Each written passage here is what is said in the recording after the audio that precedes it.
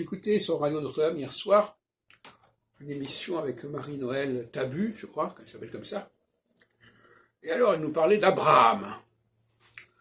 Abraham, alors l'intérêt qu'elle avait pour Abraham, c'est qu'Abraham, c'était un homme antérieur au judaïsme, en quelque sorte.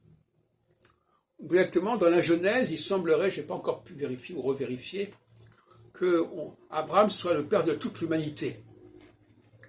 Donc là, il y a un problème, voyez-vous. À la fois, Abraham est l'ancêtre des Juifs, et à la fois, il serait, en fin de compte, le gage de ce qui vaut pour toute l'humanité. Donc là, on nous introduit une ambiguïté assez extraordinaire. Et alors, je voudrais expliquer à ma façon, parce que vous savez que j'ai beaucoup de doutes concernant le Pentateuque. Qui a écrit le Pentateuque? Quelle idéologie sous-tend le Pentateuque?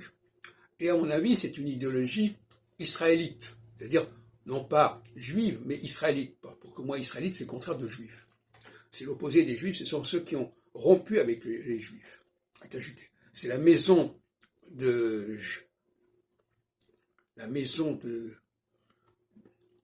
d'Israël face à la maison de Juda. Et finalement, eux, ils ont une autre vision des choses.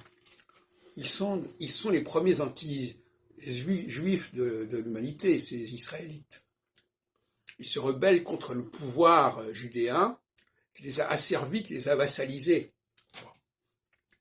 Et donc, il y a toutes sortes d'expédients pour mettre fin à cette domination juive, comme par exemple le fait de privilégier les puînés.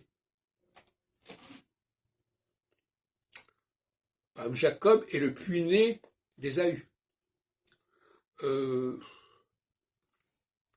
Isaac est le puîné d'Ismaël. Et donc, c'est le puîné qui vient après, qui est privilégié.